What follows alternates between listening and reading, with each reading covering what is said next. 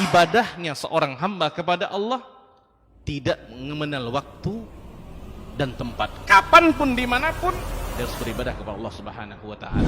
Harga diri seorang mukmin itu di sisi Allah lebih besar daripada kehormatan Ka'bah sendiri. Nah, nikmat seorang mukmin lebih besar daripada itu. Man amila li akhiratihi kafahullahu amra dunia.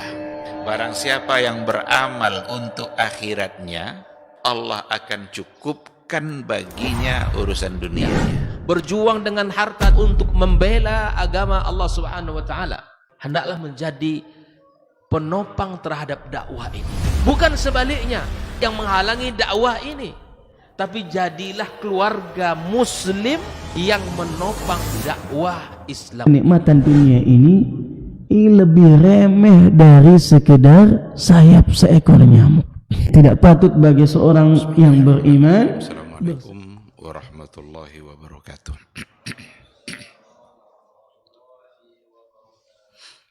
Innal hamdalillah nahmaduhu wa nasta'inuhu wa nastaghfiruh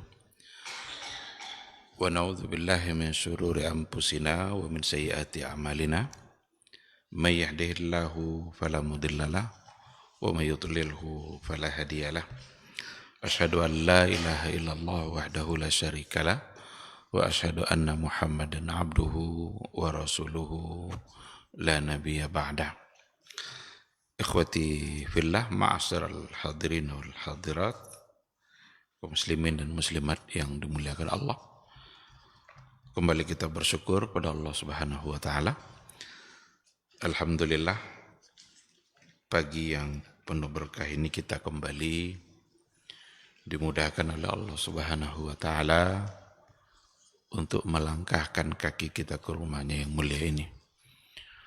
Mudah-mudahan setiap langkah kaki kita bisa menghapuskan dosa dan bisa mengangkat derajat dan kemuliaan kita di sisi Allah Subhanahu wa taala.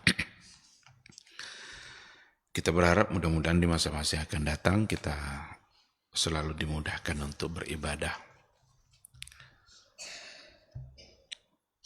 Sama-sama kita berselawat dan bersalam untuk Rasul kita yang mulia, Nabi Muhammad sallallahu alaihi wasallam.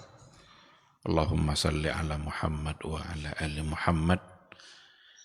Mudah-mudahan kita semakin taat, semakin mencintai dan semakin merindukan beliau, ditandai dengan kecintaan kita terhadap sunnah yang telah beliau ajarkan. Tidak ada jalan selamat dalam kehidupan ini kecuali ketika kita mengikuti apa yang sudah digariskan oleh Rasulullah Sallallahu Alaihi Wasallam. Kalau seandainya kita mencoba untuk mencari jalan selain jalan itu, maka pasti akan berujung pada kesesatan, kekeliruan. Harus kembali ke belakang. Kita berharap mudah-mudahan di hari mahsyar nanti kita bisa mendapatkan syafaat dan pertolongan dari beliau atas izin Allah Subhanahu wa taala. Amin amin ya rabbal alamin. Ikhwati fillah, ma'asyiral hadirin wal hadirat, rahimani Allahu wa iyyakum. Kembali pada pagi hari ini kita melanjutkan kajian akidah melalui sebuah buku Syarhu Al-Qawaidil Arba'. Al-Qawaidul Arba' ditulis oleh Syekh Muhammad ibn Abdul Wahhab rahimahullah, sedangkan syarah yang ada sama saya ini ditulis oleh Syekh Abdul Razak ibn Abdul Muhsin Al-Badar hafizahullah.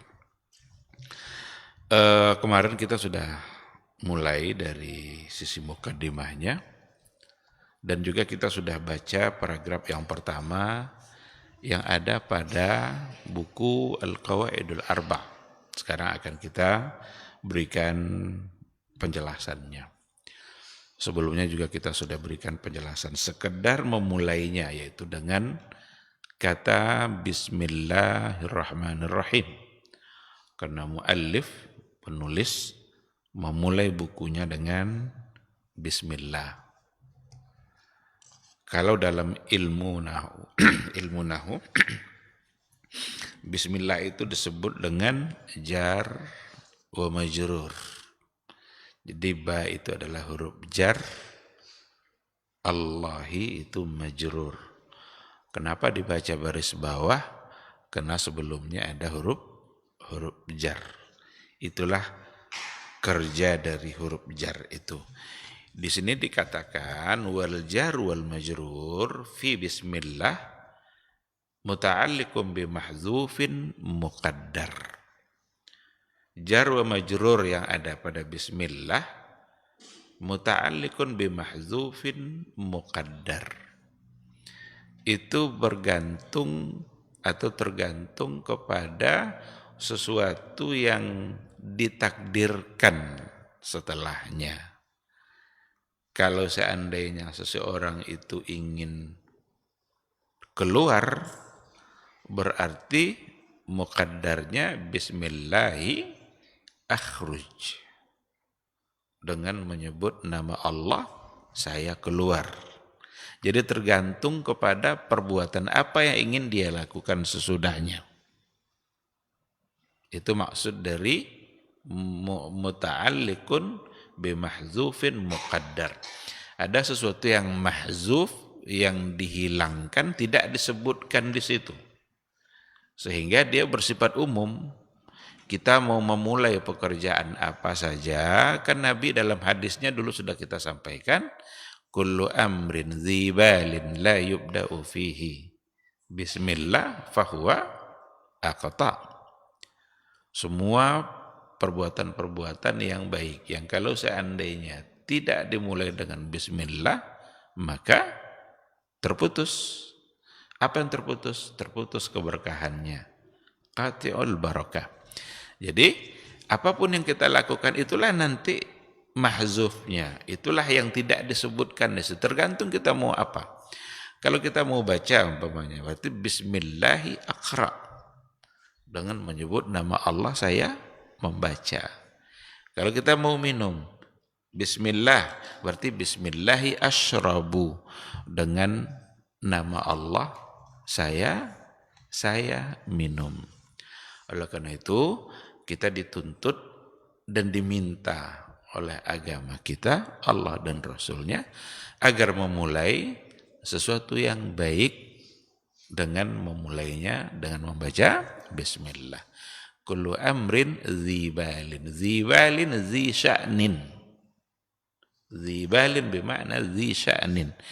Yang sesuatu yang berharga atau yang maksudnya yang baik. Bagaimana kalau dia tidak baik?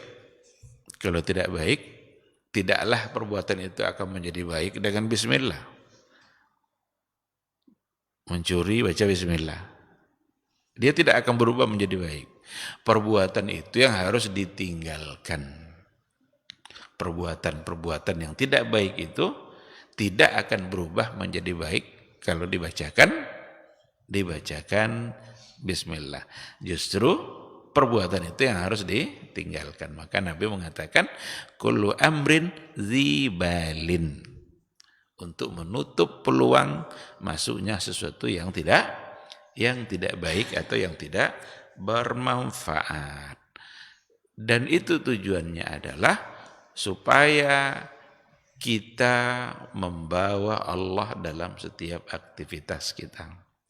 Kita tidak mengandalkan kekuatan yang kita punya, tapi kita andalkan Allah yang memberikan kekuatan. Kalau kita ingin mengangkat sesuatu yang berat, sebagai orang yang badannya kekar, punya kekuatan lebih, dia tidak boleh mengandalkan kekuatan itu dalam mengangkat yang tadi itu. Seolah-olah dia bisa aja mengangkat segala-galanya, karena dia kuat. Tidak. Dia harus bilang, bismillah, karena Allah lah yang memberinya kekuatan itu.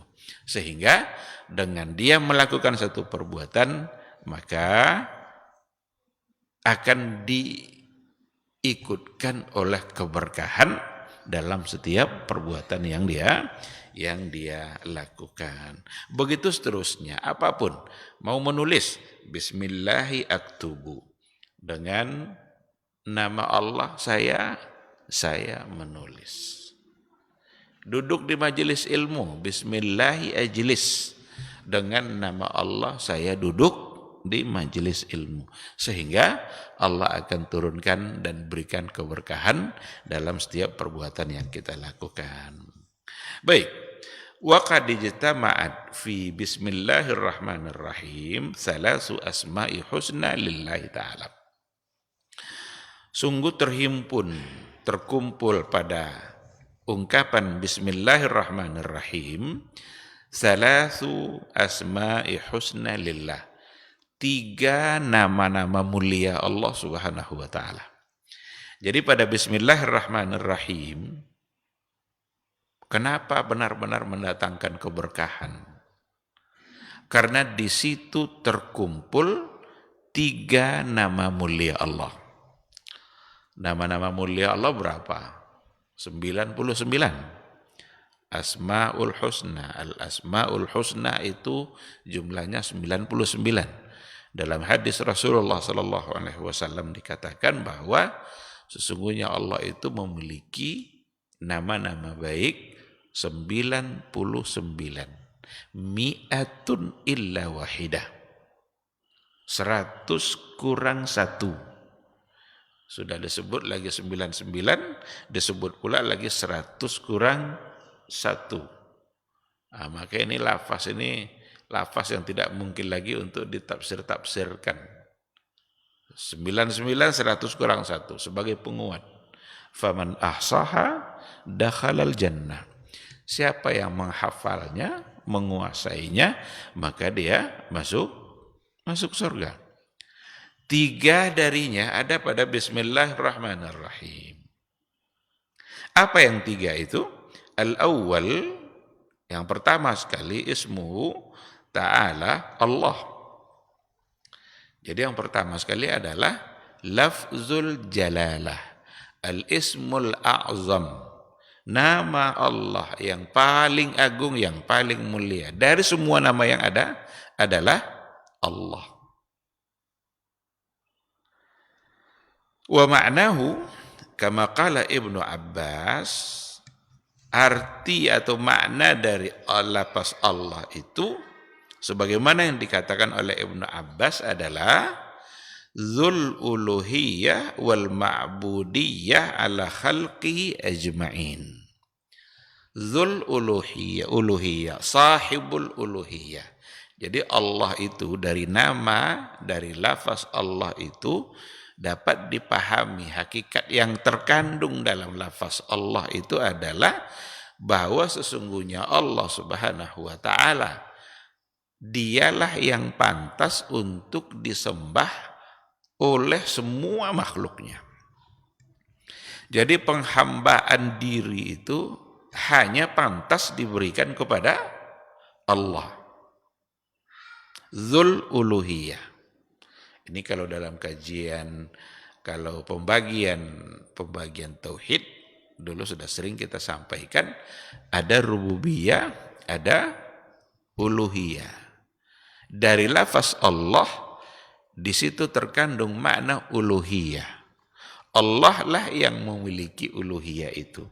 Hanya Allah lah yang pantas untuk diberikan. Hanya kepada Dia yang pantas kita berikan penghambaan kita. Tidak ada yang pantas untuk disembah selain Allah. Disembah itu Dia yang ditaati, Dia yang dicintai, Dia yang hanya pantas untuk kita ikuti perintah dan larangannya. Kalau seandainya ada orang lain yang mengedepankan larangan orang lain selain daripada larangan Allah, atau perintah yang lain selain daripada perintah Allah, seandainya bertentangan perintah itu daripada ketika ditimbang dengan perintah Allah, lalu dia taati perintah selain Allah, berarti dia telah menyembah orang itu. Tidak lagi dia menyembah Allah Subhanahu wa ta'ala. Nah, jadi Ibnu Abbas memberikan penjelasan tentang lafaz Allah, makna kandungan yang terkandung dalamnya, itu maksudnya adalah Dzul Uluhiyah wal Ma'budiyah. Maka nama Allah Subhanahu wa ta'ala yadullu ala awsafil kamal wa nu'util jalal wa awsafil azamah allati istahaqqa biha ayyu'allah wa yu'bad wa yukhda.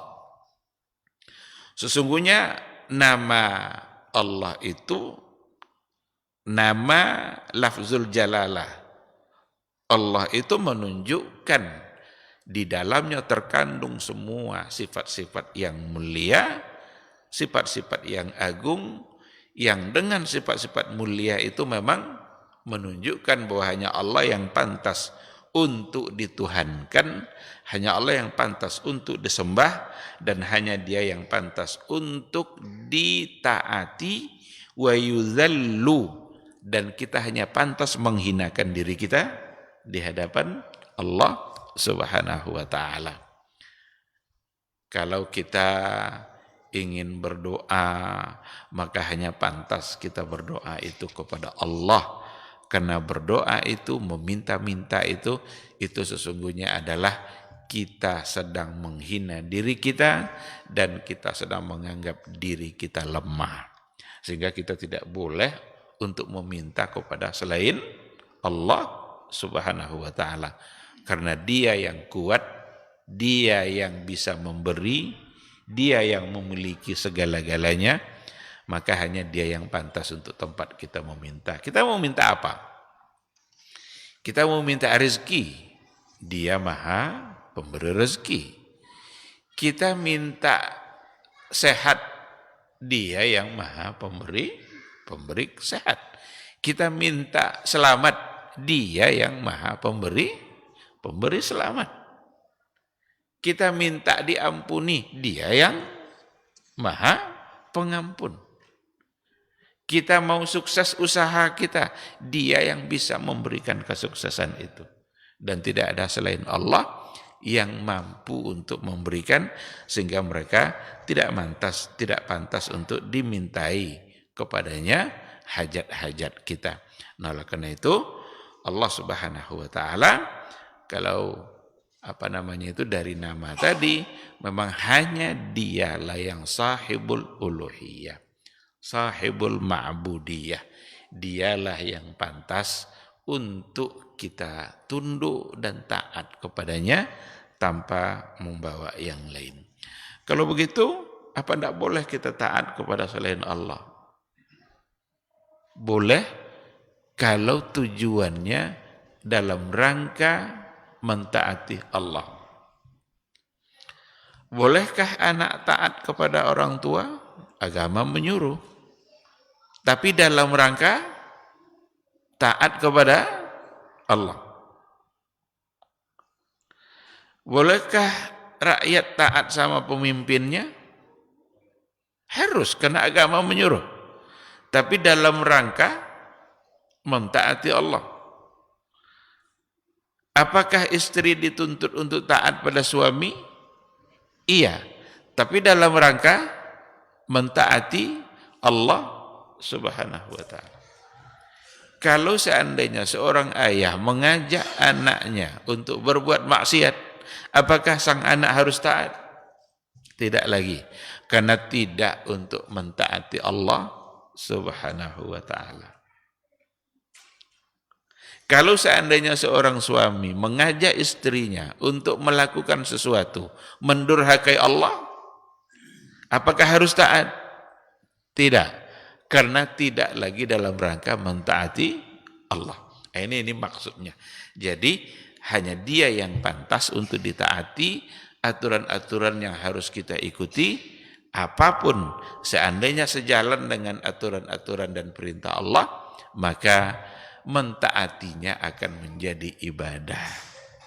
Seorang anak akan dianggap sebagai anak yang berbakti kalau seandainya dia mengikuti aturan ajakan-ajakan orang tuanya yang tujuannya adalah untuk mentaati Allah Subhanahu wa ta'ala. Jadi ikhwati fillah, begitulah seterusnya. Wa annal wajiba 'alal 'abdi ay yakuna dhalilan li rabbih khadi'an li janabih munkasiran baina yadayhi qa'iman bi amrihi jalla wa 'ala muhaqqiqan al-'ubudiyyah allati khuliqa li ajliha wa ujida li tahqiqiha. Maka wajiblah bagi seorang hamba itu untuk zalilan li rabbih. Itu merasa hina dan menghinakan dirinya kepada Rabb-nya. Tidak boleh kita menghinakan diri kita kepada selain Rabb, selain pada Allah Subhanahu wa ta'ala. Sujud itu saat dimana kita meletakkan kening kita. Ini yang paling berharga, kita anggap ini yang paling berharga dari semua tubuh kita. Kita letakkan pada tempat yang lebih rendah dari telapak kaki kita sendiri saat sujud. Maka kita sedang menghina diri kita. Yang paling berharga diletakkan di tempat yang lebih rendah dari telapak kaki. Tapi itu menjadi sebuah ibadah karena kita berikan kepada Allah Subhanahu wa ta'ala. Maka tidak boleh sujud kepada selain Allah. Boleh sujud kepada manusia? Tidak. Kalaulah boleh sujud kepada manusia, kata Rasul, akan saya perintahkan istri itu sujud kepada suaminya. Tapi tidak boleh. Bolehkah sujud kepada orang-orang mulia yang ada dalam kuburan?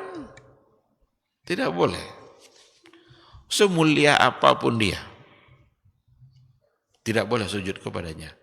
Karena sujud itu hanya kepada Allah Subhanahu wa ta'ala.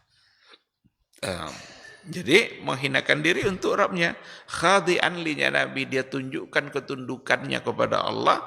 Munkasiran baina yadayhi, dia merasa lemah, merasa tidak punya apa-apa di hadapan Allah Subhanahu wa ta'ala.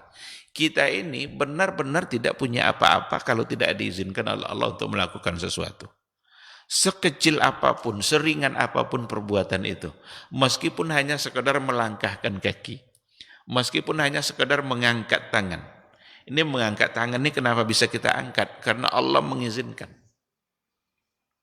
Kenapa kita bisa melangkahkan kaki kita? Karena Allah masih mengizinkan. Satu saat kalau Allah sudah tidak izinkan, kaki kita sudah tidak bisa melangkah. Lidah ini kenapa masih bisa berbicara? Karena Allah masih mengizinkan. Satu saat kalau Allah sudah menahan fungsinya, maka lidah kita tidak bisa berbicara. Ada tidak orang yang punya lidah tapi sudah tidak bisa berbicara? Adakah orang yang punya tangan tapi sudah tidak bisa digerakkan? Ada orang mati sebelah, stroke ringan, mati sebelah, tinggal sebelah fungsinya. Pada akhirnya yang satu itu pun nanti akan dihabiskan fungsinya, akan selesai. Nah ini munkasiran baina yadayhi. Kita benar-benar merasa lemah dan tidak bisa berbuat apapun. Ini yang harus ada dalam hati kita sehingga tidak akan pernah muncul sombong. Kalau diberikan harta oleh Allah, ingat dia yang memberikan.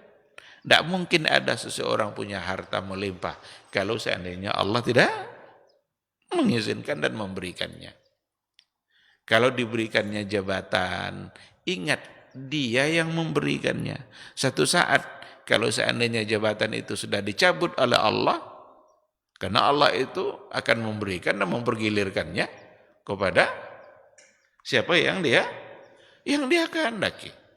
Karena dia yang malikul mulk, dia yang pemilik kerajaan itu, dia yang raja dari segala raja. Nah, oleh karena itu saat diberikan maka yang harus dilakukan adalah ingat kepada dia yang memberikan, dan itu adalah Allah Subhanahu wa ta'ala. Qaiman bi amrihi jalla wa ula. Qaiman bi amrihi, bukti bahwa kita tunduk patuh, menghinakan diri, merasa tidak bisa berbuat apa-apa. Kita harus buktikan dengan cara apa? Qaiman bi amrihi. Ini menjadi kewajiban kita. Menegakkan atau melaksanakan perintah-perintahnya. Apa yang diperintahkannya menjadi satu kewajiban bagi kita untuk melaksanakannya. Muhaqqiqan al-ubudiyah, untuk mewujudkan makna ubudiyah allati khuliqa li ajliha, di mana seorang hamba diciptakan memang adalah untuk itu. Bukankah kita ini diciptakan oleh Allah untuk menghambakan diri? Wa ma khalaqtul jinna wal insa illa liya'budun. Tidaklah aku ciptakan jin dan manusia illa liya'budun, kecuali untuk beribadah, kecuali untuk menghambakan dirinya kepadaku. Maka untuk menghambakan itu, untuk membuktikan penghambaan itu, disitulah perlu mentaati dan melaksanakan semua perintah-perintahnya yang memang untuk itu dia diciptakan, wa ujida litahqiqiha, dan dia diadakan memang untuk mewujudkan makna itu. Jadi begitulah makna yang terkandung di dalam lafaz Allah sebagai lafzul jalalah. Dan itu Asmaul Husna salah satu dari nama yang pertama yang ada pada kata Bismillahirrahmanirrahim. Oleh karena itu seandainya kita memulai sesuatu dan membaca Bismillah, berarti dalam ungkapan kita ada semua makna yang tadi itu. Dan kita harus meyakininya. Tidak sekedar ucapan lisan begitu saja, tetapi diikutkan oleh keyakinan yang ada di hati kita. Keluar kita dari rumah, Bismillah. Agar kita dijaga oleh Allah Subhanahu wa ta'ala. Jangan andalkan kemampuan kita dalam mengendarai. Kalau kita naik pesawat, jangan andalkan keahlian pilotnya. Oh, saya selamat nih. Kenapa? Jam terbang pilotnya sudah ribuan. Dia sudah pengalaman, sudah ahli. Lalu kita andalkan keselamatan kita. Enggak. Yang menyelamatkan kita adalah Allah Subhanahu wa ta'ala. Naik kita bis umum atau kendaraan pribadi yang disetir oleh seseorang, jangan andalkan keahlian dia dalam menyetir, tapi andalkan Allah Subhanahu wa ta'ala yang akan bisa memberikan keselamatan kita. Baik, itu nama pertama. As-sani was-salis, yang kedua dan yang ketiga. Nah, tadi kan ada 3 Asmaul Husna dalam Bismillahirrahmanirrahim. Yang kedua dan yang ketiga adalah Ar-Rahman Ar-Rahim.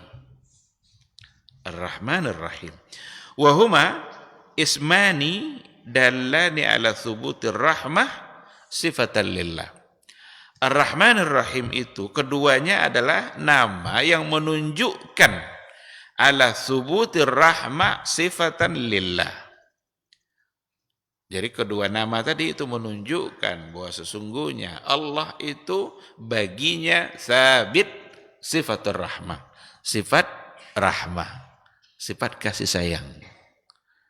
Dalam hadis Nabi juga dikatakan, dan juga dalam dalil-dalil yang lain, inna rahmati ghalabat ghadabi, sesungguhnya rahmatku, kasih sayangku mengalahkan murkaku.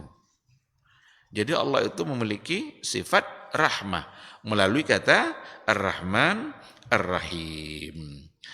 Ar-Rahman yadullu ala sifatir rahmah al-qa'imah bihi subhanahu wa ta'ala. Nama Ar-Rahman itu menunjukkan sifat rahmah al-qa'imah bihi subhanahu wa ta'ala, yang terdapat pada Allah subhanahu wa ta'ala. Sedangkan Ar-Rahim dalun ala ta'alluqiha bil marhumin, satu nama yang menunjukkan ta'alluqiha, bahwa sesungguhnya rahmat Allah itu tergantung bil marhumin. Tergantung dan ada pada marhumin yang dirahmatinya, yang disayanginya. Berarti makhluk. Allah punya sifat rahmat dan rahmat Allah itu ada nampak terbukti pada makhluk. Maka dalam Al-Quran dikatakan wa kana bil mu'minina rahima. Wa kana bil mu'minina rahima. Al-Ahzab 43. Dan adalah Allah itu terhadap orang-orang mukmin rahima, penyayang, pengasih. Dan yang disayangi oleh Allah bukan hanya orang-orang mukmin saja. Maka ada di antara ulama tafsir yang membedakan antara Ar-Rahman dengan Ar-Rahim. Rahman, Rahim, dua-duanya menunjukkan sifat kasih sayang Allah.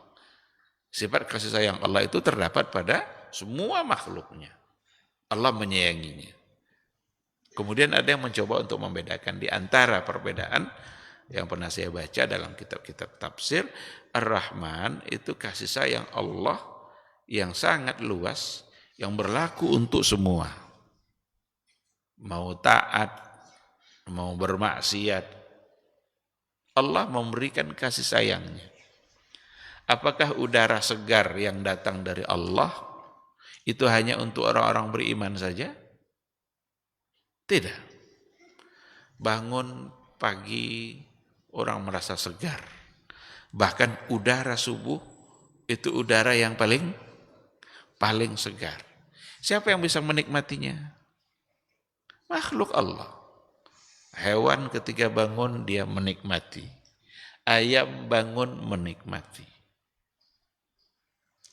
Ada seorang syekh ditanya, kenapa udara subuh itu segar? Apa jawabannya? Karena belum bercampur dengan nafas orang-orang munafik. Jadi kenapa subuh itu udaranya segar? Karena belum bercampur dengan nafasnya orang-orang munafik. Karena orang munafik tidak bangun dia di waktu subuh. Kalau nanti mereka sudah bangun, maka kesegaran subuh itu sudah hilang.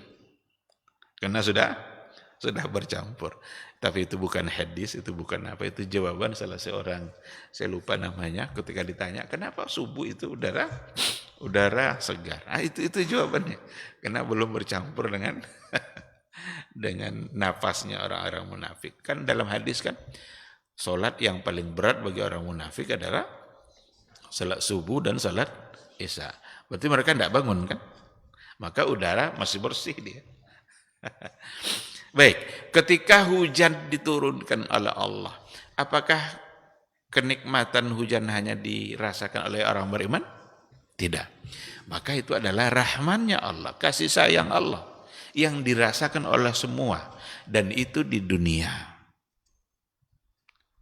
Tetapi rahim itu kasih sayang Allah yang dirasakan oleh orang-orang beriman.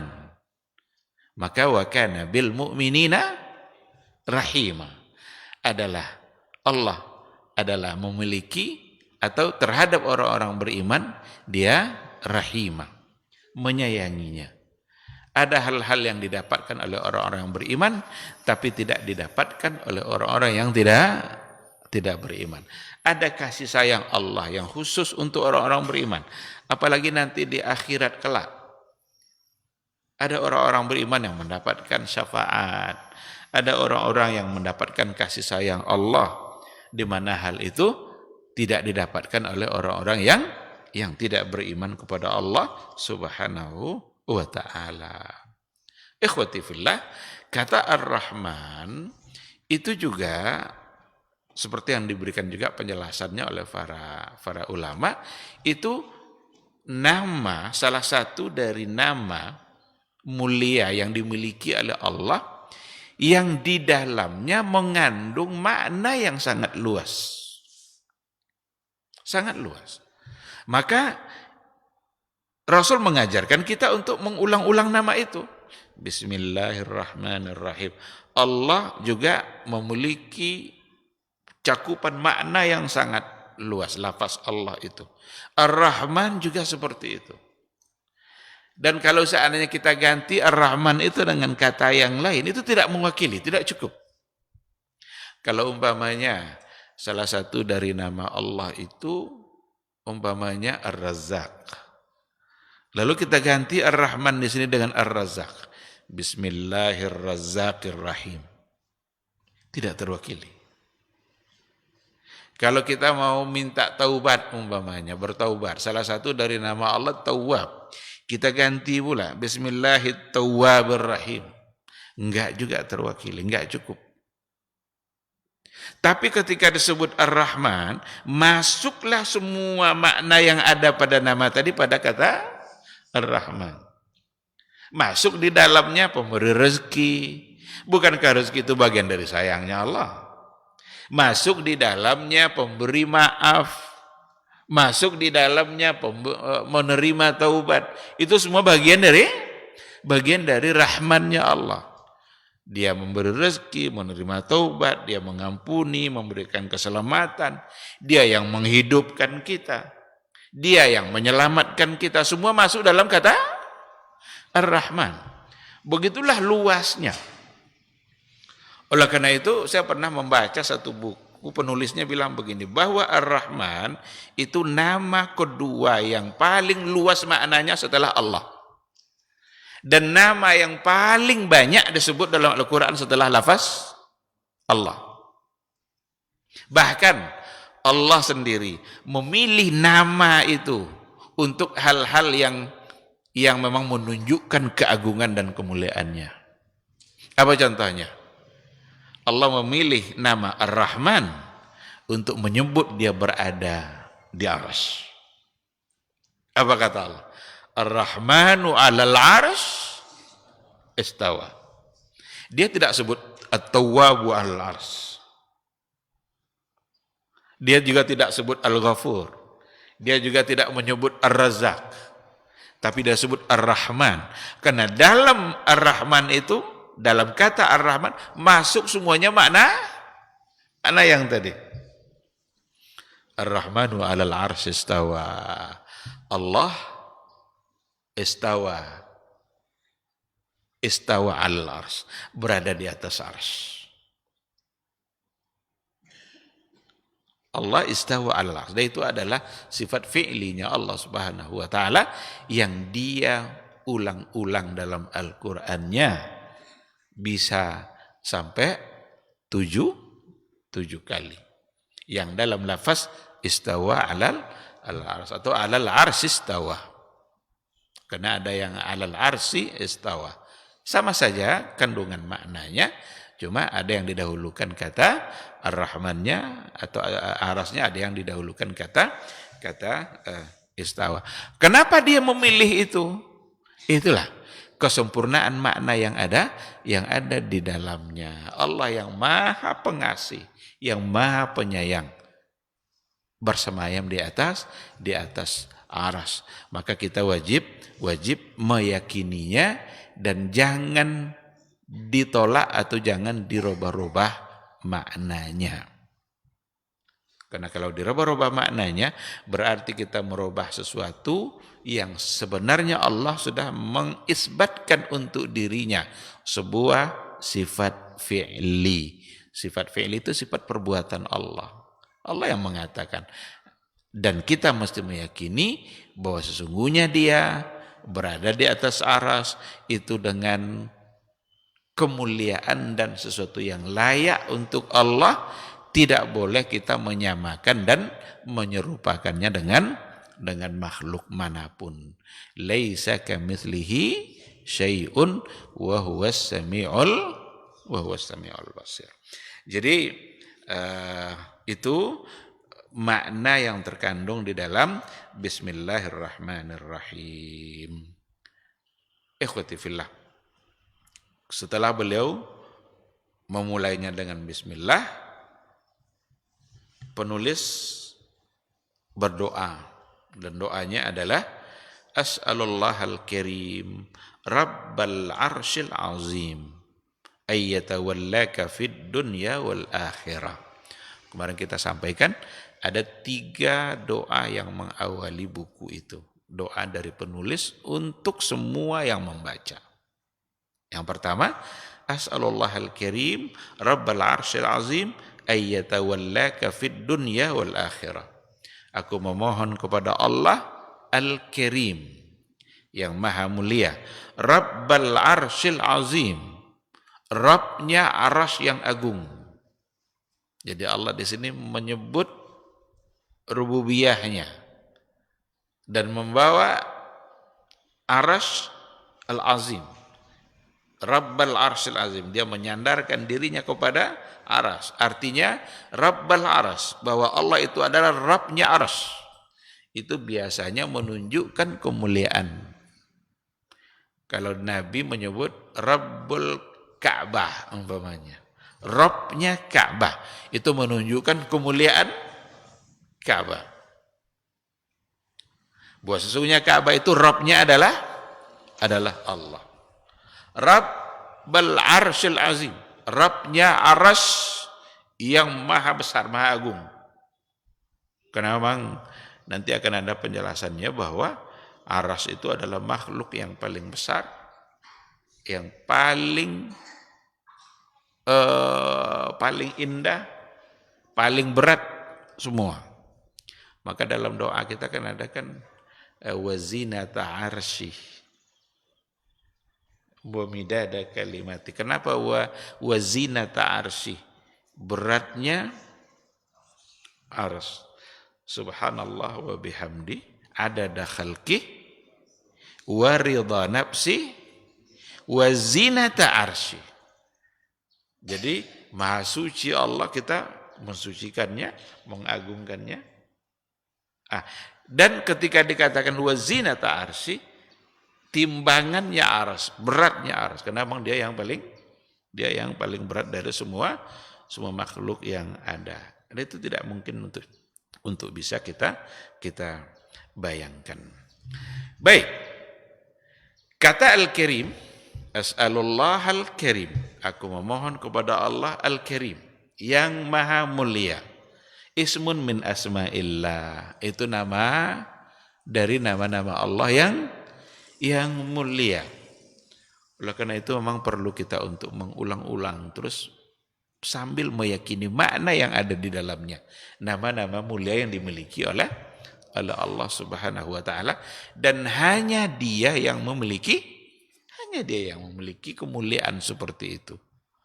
Substansinya, hakikatnya. Kalaupun ada orang lain yang namanya Karim mungkin, tetapi itu hanya sekedar lafaznya saja, bukan substansinya. Atau ada orang namanya Rahman. Ada enggak orang namanya Rahman? Ada. Tapi itu hanya sekedar nama dan lafaznya saja, bukan substansinya. Umpamanya ada orang namanya Rahmat Rahim. Sudah Rahmat Rahim, tergabung dua-duanya. Tapi itu hanya sekedar lafaznya saja, bukanlah substansinya. Ketika ada Karim, orang beri nama, itu hanya sekedar lafaz. Tapi kalau untuk Allah, itu adalah ismun min asma'illah. Wa huwa dallun ala sifatil karam. Dallun ala sifatil karam. Nama itu menunjukkan sifat karam. Karam itu mulia. Dia punya 2 makna, ada makna mulia, ada makna dermawan. Makna dermawan. Pemurah, karam. Kalau rajulun karim, beliau seorang yang pemurah atau seorang yang mulia. Itu maknanya. Dan di dalam nama ini juga menunjukkan ijtima'a sifatil khair, berkumpulnya nama-nama baik, wa kawamil sifat-sifat yang sempurna, wa jawami'in nu'ud, berbagai hal sifat-sifat yang baik itu bisa masuk ke dalam kata al-karam, mulia. Kenapa dia mulia? Dia adalah orang yang suka memberi. Orang suka memberi akan menjadi orang yang mulia. Kenapa dia mulia? Karena dia suka memaafkan. Kenapa mulia? Karena dia suka untuk berbagai macam hal yang baik yang dimiliki oleh Allah Subhanahu wa taala. Sehingga pantaslah untuk disebut sebagai orang yang mulia. Coba kalau seseorang yang kita hukumkan dia mulia, apa kira-kira yang ada pada dia? Apa hanya ada satu sifat saja yang menyebabkan seseorang jadi mulia? Tidak. Bukan hanya karena satu sifat saja. Dia bisa mulia karena ini, bisa mulia karena itu, mulia di mata kita. Sementara Allah Subhanahu wa taala memang adalah yang maha mulia, dan kemuliaan itu disebabkan oleh terhimpun pada dirinya berbagai sifat-sifat yang baik. Rabbul Arsyil Azim atau Rabbul Arsyil Azim disebutkan di sini rububiyat Allah. Kata Rabb itu mengandung makna rububiyah.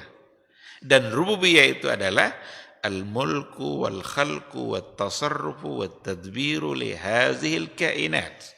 Dia yang memiliki, dia yang menciptakan, dia yang mengatur hazihil kainat.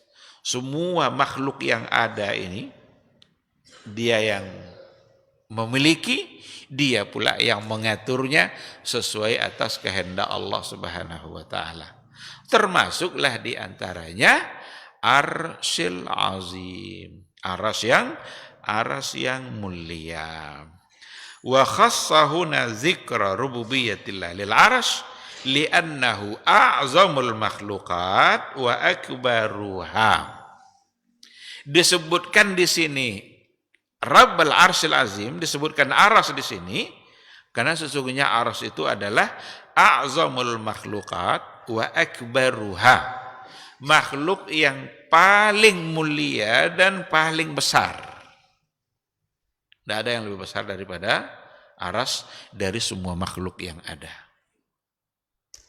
Maka di sini disebutkan Rabbul Arsyil Azim. Baik ikhwati fillah. Rasulullah Sallallahu Alaihi Wasallam juga dalam zikir-zikirnya, di antara zikir-zikir Rasulullah Sallallahu Alaihi Wasallam itu menyebut rububiyah Allah itu yang hubungannya dengan aras, karena itu menunjukkan keagungan dan kemuliaannya. Seperti zikir Rasulullah Sallallahu Alaihi Wasallam indal kurbi. Indal kurbi itu maksudnya pada saat dia menghadapi sesuatu yang agak sulit, keadaannya agak sulit, maka Nabi ucapannya la ilaha illallahul azimil halim, la ilaha illallahu rabbul arsyil azim, la ilaha illallahu rabbus samawati wa rabbul ardi wa rabbul arsyil karim. Ada di situ diulang-ulang Rabbul Arsy. Yang pertama Rabbul Arsyil Azim dan yang kedua Rabbul Arsyil Karim. Itu semua menunjukkan keagungan dan kemuliaan Allah dan sekaligus menunjukkan kebesarannya, kebesaran aras yang dimiliki oleh Allah Subhanahu wa taala. Kalau aras aja begitu mulia dan begitu agung, apalagi Allah itu sendiri. Maka tidak mungkin kita untuk membayang-bayangkan sebagaimana seperti apa Allah Subhanahu wa taala. Kita langsung kepada doanya biar kita selesaikan doa pertama ini. Doa pertamanya ayyatawallaka fid dunya wal akhirah. Saya memohon kepada Allah yang maha mulia, Rabbnya aras yang maha agung, ayyatawallaka fid dunya wal akhirah, agar Allah menjagamu di dunia dan di akhirat. Ini doa pertamanya. Kita kalau sudah dijaga oleh Allah di dunia dan di akhirat, kita berarti sudah mendapatkan segala macam bentuk kebaikan dan kebahagiaan. Dan hanya Allah yang pantas untuk memberikan itu. Apa makna yatawallaka? bihifzihi wa taufiqihi wa tasdidihi wa aunihi laka ala ta'atih. Itu makna yatawallaka. Ketika dia berdoa Allah menjagamu, maksudnya Allah memberikan penjagaan terhadapmu, Allah memberikan taufik, Allah selalu menggiring kita untuk menuju kebenaran dan membantu kita dalam ketaatan, serta mengeluarkan kita minaz zulumati ilan nur, dari kegelapan menuju cahaya, wa hidayatika ilal haq, dan Allah memberikan petunjuk dan hidayahnya menuju al-haq, menuju kebenaran. Allah jaga dari berbagai macam bentuk kesesatan, wa subulal ghiwayah, dan jalan-jalan yang tidak benar. Jadi makna dari semoga Allah menjagamu itulah yang tadi itu. Dia berikan taufiknya, dia bimbing untuk selalu taat, dia jaga kita agar tidak terjatuh kepada kesesatan dan lain sebagainya. Nah, ketika dikatakan di dunia, maka berarti Allah selalu membimbing kita agar bisa istiqamah.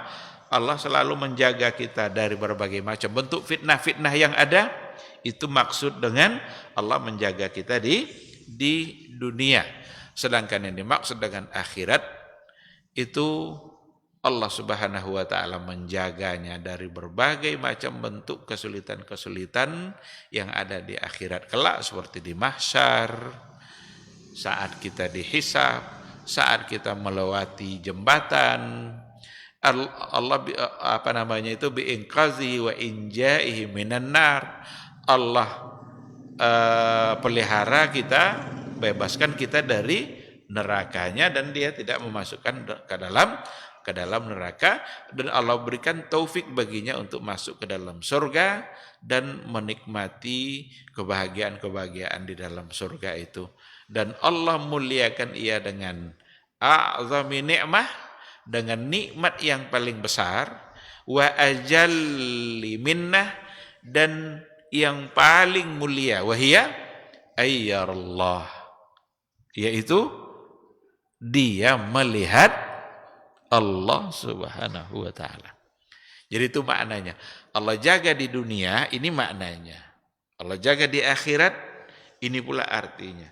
Tidakkah kita ingin mendapatkan penjagaan seperti itu?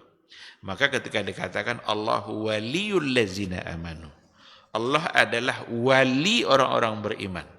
Wali di sini itulah yang ada pada yatawallaka tadi. Allah wali orang-orang beriman. Allah lah yang akan menjadi penjaga orang-orang beriman. Di dunia dijaganya agar tetap istiqamah, diberikannya taufik dan hidayah, dijaganya agar tidak terjebak kepada kesesatan. Sedangkan di akhirat diberikan kemudahan dalam menghadapi berbagai macam bentuk kesulitan-kesulitan, seperti di mahsyar. Allah berikan dia kesempatan untuk masuk surga. Allah tidak masukkan dia ke dalam neraka. Dan yang paling penting adalah ayyukrimahu bi'a'zami ni'mah. Allah muliakan dia dengan nikmat yang paling besar. Apa nikmat yang paling besar itu? Ayyarallah. Dia nanti diberikan kesempatan untuk memandang, melihat kepada wajah Allah. Itu nikmat yang lebih besar lagi daripada nikmat surga, memandang kepada wajah Allah. Maka Rasulullah SAW, seperti yang sudah sering kita ulang-ulang juga, dia berdoa kepada Allah, ya Allah, berikan saya kesempatan nanti untuk menikmati, memandang kepada wajahmu yang mulia. Itulah yang diajarkan oleh Rasul, itulah akidah yang benar. Jadi bukan dengan merubah-rubah makna wajah, apalagi menolak bahwa Allah tidak punya wajah. Karena kita digiring kepada akidah-akidah yang menyimpang, yang salah, yang dulu dirumuskan oleh ahlul kalam dengan akal dan logikanya, sehingga mereka menolak bahwa Allah punya wajah, apalagi seperti Mu'tazilah. Itu luar biasa penolakannya terhadap sifat-sifat yang dimiliki oleh Allah. Padahal semua itu wajib diyakini sesuai dengan kemuliaan Allah. Dengan tidak menyamakan dan menyerupakan. Yakini Allah punya wajah dan memohonlah agar di akhirat kelak kita termasuk ke dalam golongan yang diberikan kenikmatan itu. Baik ikhwati fillah, sekira kita cukupkan sampai di sini. Doa yang kedua dan yang ketiga, insya Allah kita sambung pada pertemuan yang akan datang. Terima kasih, mudah-mudahan bermanfaat insya Allah. Kalau seandainya ada pertanyaan, dipersilahkan. Kalau tidak kita tutup.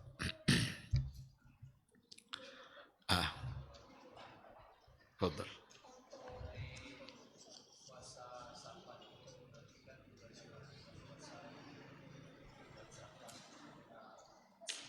Iya.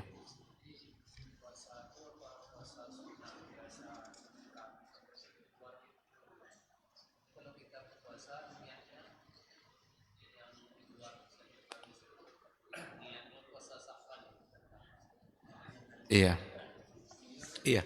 Berdasarkan kepada hadis dari Aisyah Ummul Mukminin, beliau mengatakan, saya tidak pernah melihat Rasulullah sallallahu alaihi wasallam memperbanyak puasa selain atau melebihi dari bulan Sya'ban.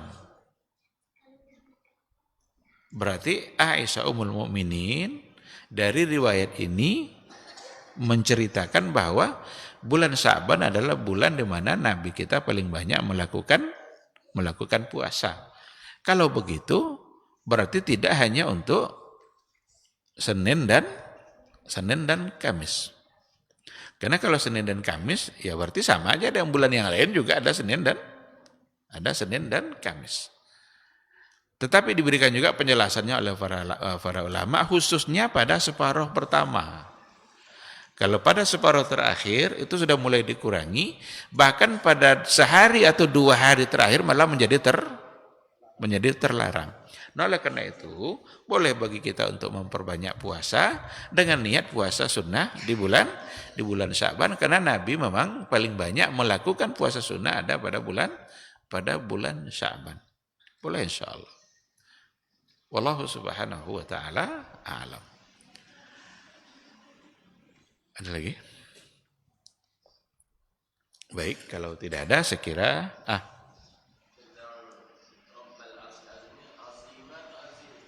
Rabbal Arsy, kalau sifatnya bagi aras tentu azimi. Kalau seandainya sifat itu ditujukan untuk aras, maka azimi, karena Rabbal Arsy. Dan azim itu bukan sifat bagi Rabb, tapi sifat bagi azim, bagi aras. Aras yang azim, yang besar dan mulia. Maka di sini dikatakan bahwa aras itu a'zamul makhluqat wa akbaruha. Makhluk yang paling mulia dan paling besar. Enggak tahu kita seperti apa itu. Bahkan kursinya saja meliputi langit dan bumi. Wasi'a kursiyyuhus samawati wal ardh. Kursinya Allah luas meliputi langit dan bumi. Jadi bumi yang ada dalam pengetahuan seseorang bulat kan kecil sepertinya itu. Bagi kita sudah sangat besar. Tapi bagi Allah sangat kecil. Arasnya jauh lebih besar. Karena kursinya meliputi langit dan bumi. Oleh karena itu Al-Azim itu sifat bagi aras. Maka Rabbal Arsyil Azimi. Wallahu a'lam.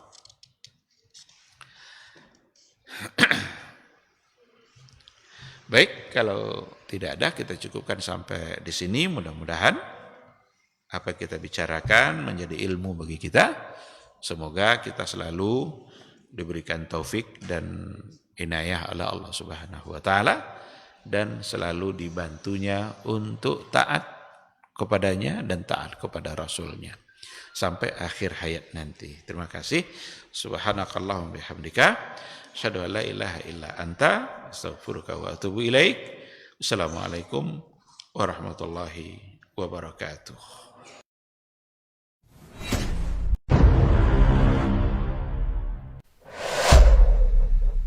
Dunia dan seisinya ini bagi Allah tak sama nilainya dengan sebelah sayap lalat.